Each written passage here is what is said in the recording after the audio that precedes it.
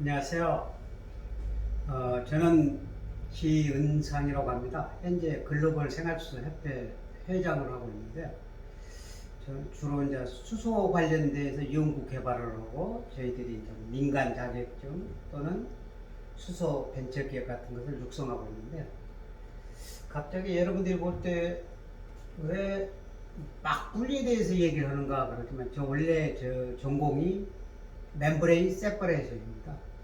왜 이것을 하게 된 동기가 뭐냐면, 우리나라에 지금 멤브레인에 관련된 기술 도입이 1980년 초에 들어왔는데, 아직까지 우리나라에서 시장은 엄청나게 세계에서 5위 안에 들어갈 정도로 막분리 시장이 큰데, 정작 막분리 관련된 시설들이 국내에서 가서 보면은 뭐랄까 제대로 가동된 데가 없어요. 그래서 이것을 그런다고 해서 학부에서 이 막걸리에 대해서 가르친 데가 없죠. 그래서 제가 아는 범위 내에서 한번 20강 정도로 해서 막걸리에 대해서 기술을 한번 강의를 해볼까 합니다. 네. 그래서 이제 멤브레인 그러면 이제 막이라는, 우리나라 말은 막이라는 얘기인데 이제 필링같이 얇다는 거죠. 일본 말은 이제 막부라고 하는데, 생체막이 있고 인공막이 있어요. 인공막 중 합성막이 있는데, 저는 생체막은 전공하지 않고 합성막을 했기 때문에 그거에 대해서 설명을 하겠습니다. 이제 우리가 이제 중요한 게 로브하고 서리라잔이 일단 이제 막분리의 원조라고 보니까 이제 미국의 UCLA에서 이분들이 이제 최초로 막에 대해서 소개를 하죠. 그래서 이제 이분이 이제 시즈니 로브라는 사람이 이스라엘의 화학자인데, 이분으로 인해서 오늘날 우리가 멤브레인에 대해서 저도 여기서 강의를 하게 됩니다. 그래서 이제 막 공정에 관련된 1950년도 후반까지도 성공을 쭉 못 오다가, 이제 비로소 이제 우리 아까 같이 서리라잔하고 로베에 의해서 해수 담수화 쪽에 셀룰로이스 아세테이트 막을 써가지고 이제 상업화하는 것이 최초가 되겠습니다. 그래서 이제 이것이 막을 하는 분들은 좀 대부분 하셨을 거예요. 이것이 뭐냐, 플루이드 시스템. 지금은 이제 다른 회사로 옮겨주고 있는데, 플루이드 시스템에서는 안 하죠. 아는데 여기서 이제 최초로, 세계 최초로 1962년도 R로 막 모듈을 했어요. 근데 이때 이제 여기 보다시피 변변치 않지만은 뭐냐면, 막 미여가 면적은 0.25 스퀘어 메타 정도로 해서 분당한 0.5리터로 해서 약 염제거의 90% 정도를 최초로 한 겁니다. 그래서 이제 그러면 지금 한 것은, 우리 이제 막 종류가 뒤에 가서 많이 나오는데, 아까 그 막은 스파랄 와운드 막이에요. 우리나라 말로 굳이 하면은 낙원형이라고 할 수가 있어요. 근데 그것은 이제 우리가 말하는 미국으로 보면 서부 쪽에, 아까 UCLA 같은 캘리포니아 쪽에서 주로 했고, 그 다음에 동부 쪽, 지금 이제 뉴욕 쪽 그쪽에서는 무엇을 했냐면, 이제 스파랄 와운드가 아닌 튜블라라든가 캐프럴이라든가, 즉 홀로 파이버 멤브레인 또는 이제 디스크 같은 것을 많이 했었어요. 이제 거기 이제 가장 그 대표적인 게 아부코가 있었죠. 지금은 이제 곡그라그라고 이제 프라이베이트 컴퍼니에서 세계적으로 굉장히 큰 회사입니다. 거기서 해가지고 이제 1970년대 이분들은 UF 쪽에 이제 최초로 이제 커머셜라이징을 하죠.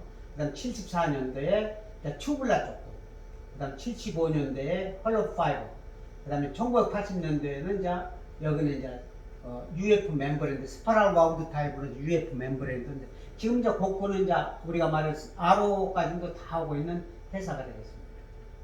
그래서 이제 저는 그럼 공부를 언제 했냐? 저는 안암 반도체 있으면서 그 회장님 지시로 인해서 제가 그 미국에 우연히 가게 될 기회가 있었어요. 그래서 이분이 저의 은사인데, 이분은 뭐 예를 들어 막걸리 쪽에 상당히 대가인데, 이분이 이제 MIT에서 화학공학과 교수, 그다음 이제 탐 셀로프인데, 이분으로 인해서 제가 이제 안암 반도체 있으면서 거의 이제 미국에서 공부를 많이 했죠. 그래서 이제 이분으로 인해서 이제 아까 서리라자에 쓴 책도 저한테 이제 이분이 저한테 이제 88년도, 우리가 여러분들이 보면 굉장히 생소한 얘기. 그때 제가 최초로 멤브레인에 대해서 접하게 됩니다. 그런데 이제 우리가 이제 하나 알아야 될 것이, 우리나라에서는 지금 막분리라고 얘기를 하고 분리막이라고 하는데, 그건 잘못됐다. 이제 이것은 이제 학회에서는 분리막이라고 얘기할 수는 있을 거예요.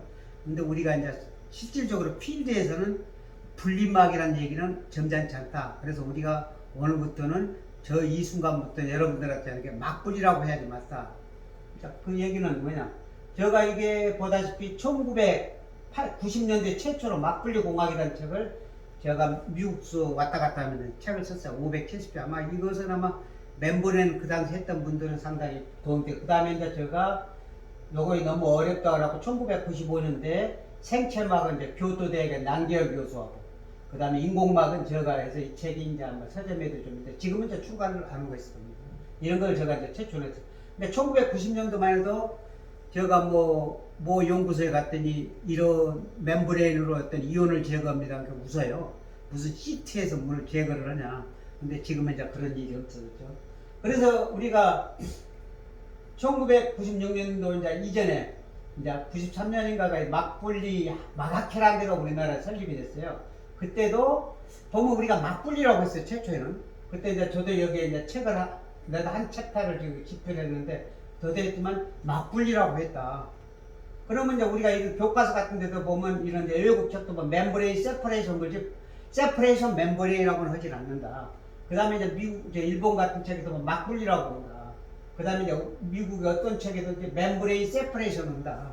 그래서 앞으로는 우리가 원래대로 분리막이라고 하지 마시고 막분리라고 바꿔서 불러야 될 것 같습니다. 그건 학자들은 그럴 수가 있을 거예요. 근데 우리가 필드에 있는 우리가 적어도 엔지니어들은 그런 얘기를 하면 점잖지 않다. 그런 얘기를 합니다. 그 다음에 이제 우리나라에서 이제 예를 들어서 우리나라는 아까 한국마가케라는 데가 있어서 이제 학술단체예요. 어떤 이제 협회가 아니니까. 그래서 분리기술회라는 데가 일본 같은 데도 보면 막분리라고 한다. 그 다음에 이제 또 한 가지는 우리가 이제 막분리 기술 지인협회 이것은 이제 정말로 필드에 있는 분들이 또는 이제 저 커머셜 어떤 멤버리를 제조하는 회사들이 yap고 그 다음 순수하게 일본도 마가케라는 것은 있어요. 그래서 여기에 이제 우리가 앞으로 여러분들이 막분리 쪽으로 하려고 하면 여기에 이제 일본 이런 분들이 많이 회원으로 참여하고 있는 아마 여기에 막은 사람들은 대부분 여기 있는 막에 대해서 상당히 접하고 있을 거예요. 그래서 앞으로 여러분들이 하려면 우리도 막분리 학회라고 하자. 뭐 학회가 그렇다 그러면 우리는 학회라도 막분리 공학회 그런 식으로 얘기해야지 점잖다. 그래서 이제 막은 아까도 얘기했지만 생체막이 있고 합성막이 있다. 또 나가서는 다공질이냐 비다공질이냐 포러스냐 넌포러스냐 그 다음에 이게 대칭막이냐 단일막이냐 또는 복합막이냐 이렇게 여러 가지로 이제 막에 대해서 용어들이 있다. 그 다음에 이제 균질막이냐 비균질막이냐 또는 이제 유기막이냐 무기막이냐 이제 우리나라에서는 무기막은 그렇게 안 쓰는 것 같아요. 근데 유기막 쪽으로 해서 이제 주로 많이들 쓸 거다.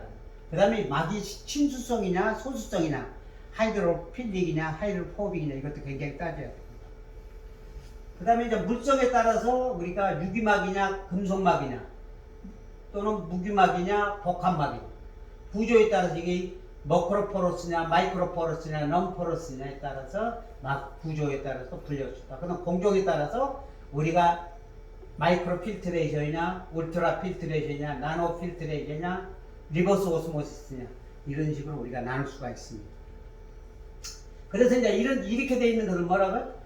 요걸 아까 같이 막에는 이제 컨피규레이션 어떤 형태로 되어 있냐 이제 그런 얘기는 제가 가급적이면 영어로 좀 쓰는 이유가 어차피 세계적으로 쓰는 용어들이 제가 굳이 한국말로 번역한다는 것도 또 어색하고 그래서 저도 아는 범위에서는 최대한으로 영어로 얘기를 하겠습니다. 그래서 이걸 스파랄 와운드 우리나라 말로 굳이 하면 나곤형 두루막 어디 책 보니까 두루마기 형이라고 뭐 그런 얘기를 하는데 그냥 스파랄 와운드 약어로는 SW라고 얘기하면 되겠습니다. 그 다음에 이런 것은 뭐예요?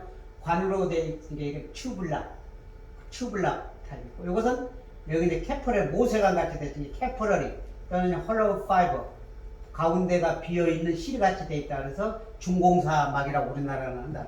그러나 정확히 하면 홀로우 파이버 HF 튜블락 그 다음에 이제 막 중에는 이제 디스크 타입 또는 이제 우리가 프레임 그렇게 해서 평막이라 그런 얘기를 하는데 평막에서도 또 더 나아가면은 뭐냐면 로테이션 막을 회전시키는 막도 있을 거고 이 막을 진동을 시키는 막들도 있다 그런 얘기를 합니다. 그래서 이제 우리가 아까 정밀막이라는 것은 이렇게 우리가 말하는 정밀막 정도면 어떻게 되죠? 박테리아 정도는 컷오버를 할 수 있을 거다. 그 다음에 UF 정도면 어떻게 되죠? 세균 같은 것은 제거할 수 있고, 그 다음에 우리가 이제 분자량으로 보면 몰리큘러 웨이트 컷오프를 할 때 1000만에서 30만 정도는 컷오프를 할 거다. 그 다음에 이제 나노는 나노 여과막하고 우리가 이제 일반 사람들이 아로막하고 좀 구분인데, 나노 여과막은 염 제거율을 따질 때 NaCl로는 잘 안 합니다. 그래서 MgCl2로 한다. 굳이 NaCl로 한다 그러면 여기는 모아된 한 99%, 이것은 한 85에서 90% 정도 되거든요. 우리는 일명 이걸 보고 루즈 멤브레인, 루즈 아로라고 해요. 약간의 느슨하다 그래서 루즈 아로라고도 외국에서 선사합니다. 그래서 이 두 가지는 총칭해서 원래 하이퍼 필트레이션이라고 얘기를 했어요. 그러나 지금은 이제 세분화돼서 나노 필트레이션, 아로 필트레이션 그런 얘기를 합니다. 그래서 뭐 아까 같이 먼저 우리가 이제 리버스 오스모시스나 이호까지도 컷오버를 하겠구나.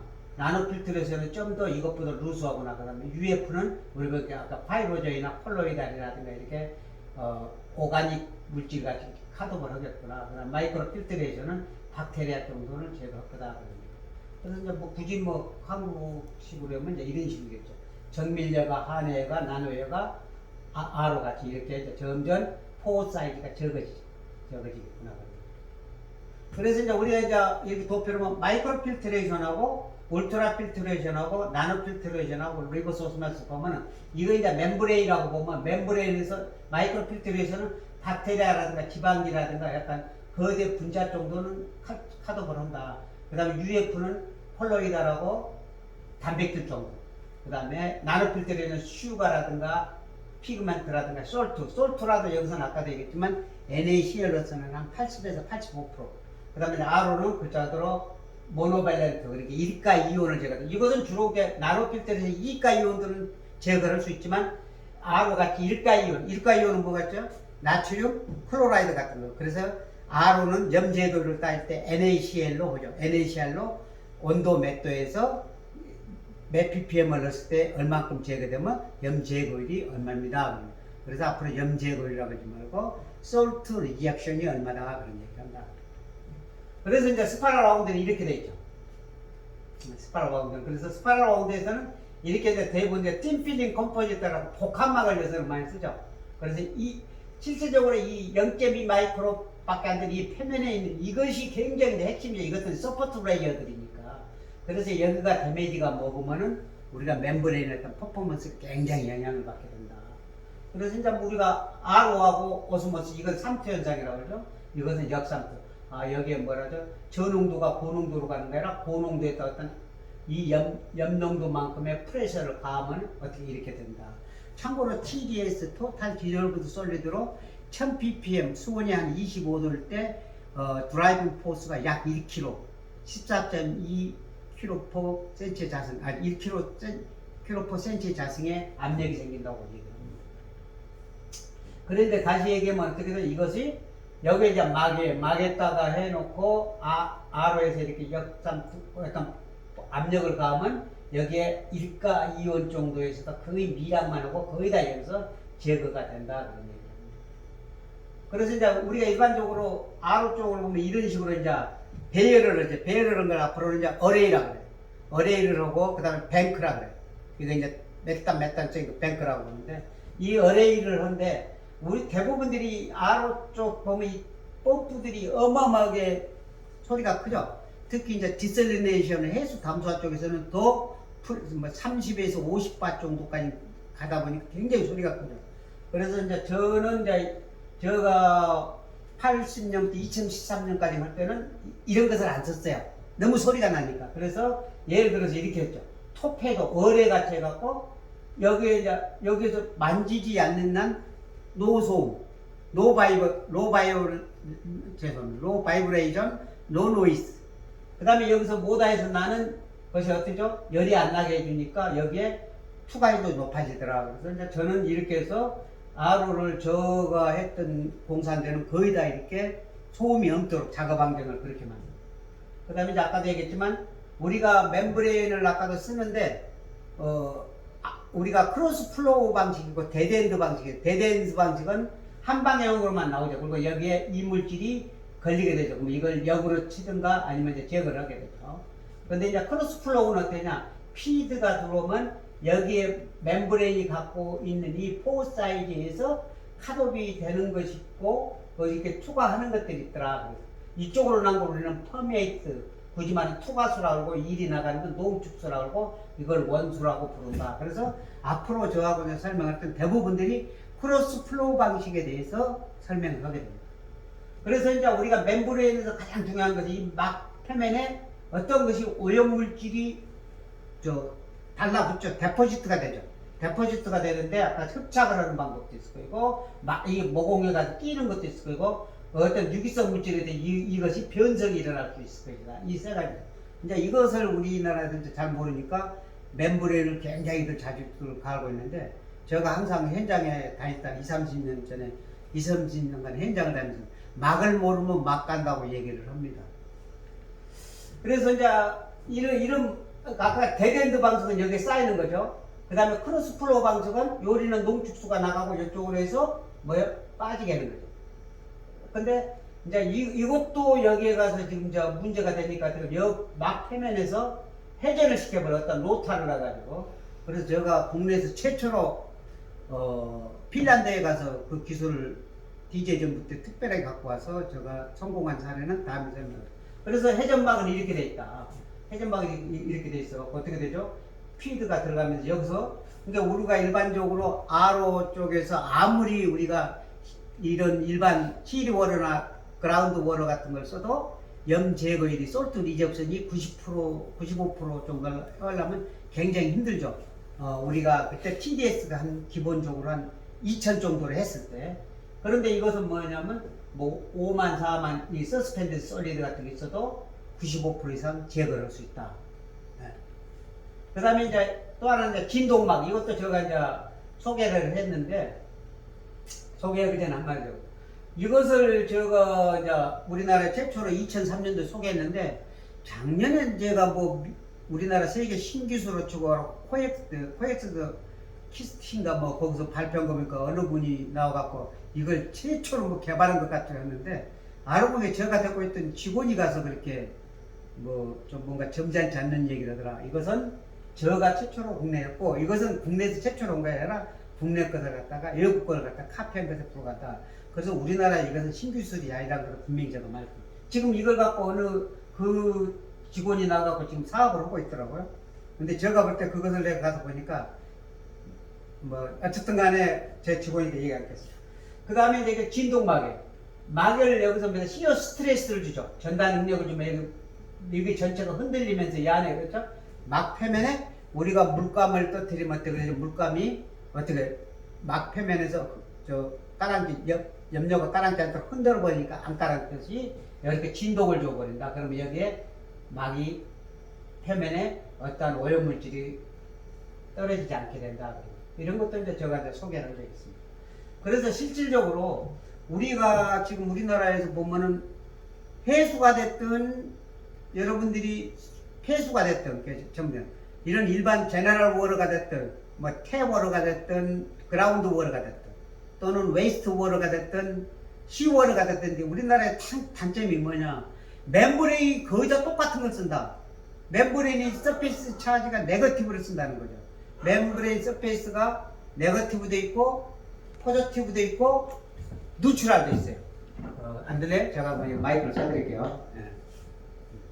그래서 이제 그런 걸 쓰고 있다. 그래서 반드시 멤브레인은 쓰기 전에는 이따 뒤에서도 잠깐 나올 그 물에 맞는 멤브레인을 써야 돼. 멤브레인을 알고 보면 수백 가지가 있어요. 그래서 실질적으로 저희 때 보면 회전막을 하려면 회전막에 대해서 미리 랩 테스트를 해야 되죠. 이거 뭐죠? 최적의 멤브레인을 그 물에 그 처리하고자 하는 액체에 대해서 최적의 멤브레인을 찾아야 되죠. 그 다음에 또 진동막에서도 NF나 RO를 선정해서 최적의 막을 찾기 위한 거죠. 근데 우리가 RO 그러면 막이 다 똑같지 않아요. 제조회사마다 다 다르다 이거죠. 그래서 이제 또 이제 디설리네이션. 디설리네이션은 우리나라에서는 주로 이제 큰 회사가 이제 MSS 법이라고 멀티 서큘레이션 프레시 법을 써갖고 중동 쪽에서인데 요새는 이것도 이제 잘 안 한다 이거죠. 그래서 이제 지금은 이제 RO 쪽으로 가고 있죠. 멤브레인 쪽으로 가고 있다. 그래서 이제 디설리네이션 쪽에 우리나라에서 제가 최근에도 뭐 이런 얘기할 것 같지만 해수 담수화에 대해서 가봤어요. 어디로 가봤냐면 대청도 연평도로 가봤는데 불행히도 작동된 데가 없어요. 그래서 우리나라의 조숙이 뭐 해수 담수화를 우리나라 지자체에서도 오고 뭐예요? 수자원공사에서도 오는데 만족하게 돌아가는 데가 없다. 근데 하나같이 똑같아요. 그래서 저는 앞으로 이제 이 막분리 시스템을 왜 조달청에서 입찰을 하는가? 그 물에 따라서 다를 건데 스펙이 다 똑같아. 사양이. 그래갖고 이걸 그냥 저의 최저가만 입찰하다 보니까 이게 AS도 안 되고 그 업체가 없어진 데도 많아진다는 거예요. 그래서 저는 참고로 앞으로 막분리 공학은 뭐예요? 그것은 입찰이 아니라 그 물의 최적의 조건을 제시한 데서 하는 것이지 막분리 시스템에 대해서 입찰하는 것은 저는 굉장히 반대를 개인적으로 제가 한 20년간 해본 겁니다. 그래서 우리가 전처리를 잘해야 된다. 전처리도 나중에 이제 쭉 얘기했지만 굉장히 여러 가지가 있죠. 그 다음에 이제 RO 쪽도 어떤 RO를 쓸 거냐? 우리가 이제 투패스 RO를 쓸 거냐? 더블 패스 RO를 쓸 것이냐? 그 다음에 어레이는 어떻게 할 것이냐? 뱅크는 어떻게 할 거냐? 이런 것이 굉장히 중요하죠. 그 다음에 이제 포스트 필트레이션은 어떨 거냐? 예를 들어서 그런 거죠. 우리 부산 기장구에서 해수를 갖고 식수로 한다 그러는데 그걸 안 써요. 왜 안 쓰죠? 삼중 수소가 나오더라고. 왜 후처리가 안 되든가 전체에서 그걸 사전에 트리터빌리티 테스트를 안 했기 때문에 그런 문제가 있다. 최근에 보니까 저한테 대산에서 해수 담수화에 대해서 그거는 1차, 6차, 뭐 2차 뭐 내용을 결정한다는 그 서류를 보고 제가 깜짝 놀랐어요. 응? 뭐 그러니 과연 이게 되면 정말로 러닝 코스트가 최적으로 나올까? 뭐 그런 것이 상당히 답답한 게 솔직히 있어요. 그래서 제가 이제 참고로 이제 오늘은 이제 아까 같이 이제 마개들 제가 이제 최초로 군장에서 연병합 발전소에 초순수를 수백 톤짜리 시간당 폐수처리도 수백 톤짜리를 제가 실제 현장 소장을 하면서 했어요. 자, 폐수처리장을 엄청나게 쓰지 말아라. 앞으로 여러분들이 막분리 공학을 하는데 건설회사에서 막분리 공학을 왜 막분리 시스템을 왜 합니까? 이 멤브레인 시스템은 화학공학 쪽 영역이지 이게 토목 건설 영역이 아니에요. 그 다음에 이런 것들이고 그 다음에 이제 저희들은 이제 그래서 우리가 11호가 거의 없어졌어요. 그 다음에 이제 이런 배관들 해갖고 뭐 백워셔블 울트라 필트레이션으로 전처리를 하고 퍼스트하고 세컨하고 그 다음에 이건 이제 EDI라고 그러고 여러분들 일렉트로 디아이오나이제이션을 저희들이 아마 우리나라에서 최초로 한번 스파랄 와우드를 썼어요. 그런 걸 써서 이렇게 했었어요. 이거 이제 BUF도 두 대로 해갖고 똑같은 거라서 원 또는 투 서비스. 그러니까 원 스탠바이, 원 서비스라든가 투 서비스를 할 수 있는 거. 그때 따라서. 왜? 수온에 따라서 멤브레인은 추가율이 다르기 때문에. 그 다음에 이제 우리가 이제 퍼스트 RO 쪽에서는 투 패스 RO를 했고, 그 다음에 이제 세컨 RO 쪽에서는 더블 패스를 했다. 이제 이 얘기는 나중에 이제 또 이제 차근차근 실제 설계 쪽에 들어갈 때 설명을 했습니다. 이건 이제 실질적으로 저희들이 해봤습니다. 그 다음에 이제 제가 이제 마지막으로 제가 환경사업에 손을 댄 건 2013년도 제가 그 LG화학 오천 공장이 그 연료전지 쪽에 했는데 이것을 LG화학에서 옛날에 신문에 보니까 자기들이 설치한 것 같이 했더라고. 근데 제가 했어요. 그래서 여기도 보면 폐수를 리사이클링한 걸 제가 해놓고 2013년도 이제 지금 제가 나왔습니다. 아마 우리나라에서 대기업들은 제가 폐수 리사이클링은 전부 했어요. 거의 다 했다고 봐요. 삼성은 안 했냐고요? 삼성은 뭐 나중에 찾겠지만 거기는 내가 삼성도 쭉 뭐 중요하게 한번 진단했더니 삼성 이 얘기를 그때 뭐 눈을 까는 게 아니라 삼성은 뭐 반도체 회사나 뭐 디스플레이 회사나 폐수 처리 방식이 다 똑같아. 왜 그럴까? 실질은 다르잖아요. 거기서 나오는 성상이 다르니까 제품이 다르니까 다 똑같더라. 이제 그런 얘기를 했었어요. 그래서 이제 그런 것들을 저희들이 이제 쭉 제가 해왔으니까 한번 이제 차츰차츰 오기로 하겠습니다. 또 한 가지는 이제 저희들이 앞으로 이제 제가 할 때 이제 전처리 분야의 멤브레인은 어떻게 해서 참고로 여러분들이 뭐 카본 같은 걸 쓰고 그러죠. 카본은 앞으로는 쓰면 될까요? 안 돼요. 왜냐면 CO2 문제가 생겨요. 그 원료가 코코넛 나무 같은 걸로 해요. 그 다음에 버리잖아요. 우리 그래서 앞으로 상수도 쪽도 빨리 저 고도 처리라고 활성탄을 엄청 쓰고 있잖아요. 그럼 빨리 다른 방법으로 가야 된다. 그런 얘기예요. 그 다음에 우리가 아로 쪽은 어떻게 갈 거냐. 저희들이 실질적으로 침투수 제2용 쪽에 할 때 이런 걸 다 검토를 했던 사례를 하겠습니다. 이제 이 침투수는 이제 나중에 별도로 얘기했더니 수도권 매립지 관리공사에 제가 침투수 거기에 가서 저희들이 1등을 한 사례가 있습니다. 근데 아직까지도 수도권 매립지는 그 시설을 안 쓰고 있습니다. 그래서 이제 오늘은 제가 이제 이렇게 막에 대해서 왜 제가 이제 막분리에 대해서 강의를 하게 되는가를 여러분들한테 설명해 놓고 다음부터는 실질적인 거에 대해서 막에 대해서 한번 설계도 할 수 있고 그 다음 막에 대해서 어떻게 하면 메인티넌스를 할 것인가 그런 것에 대해서 제가 갖고 있는 지식 내에서 설명을 드리도록 하겠습니다. 감사합니다.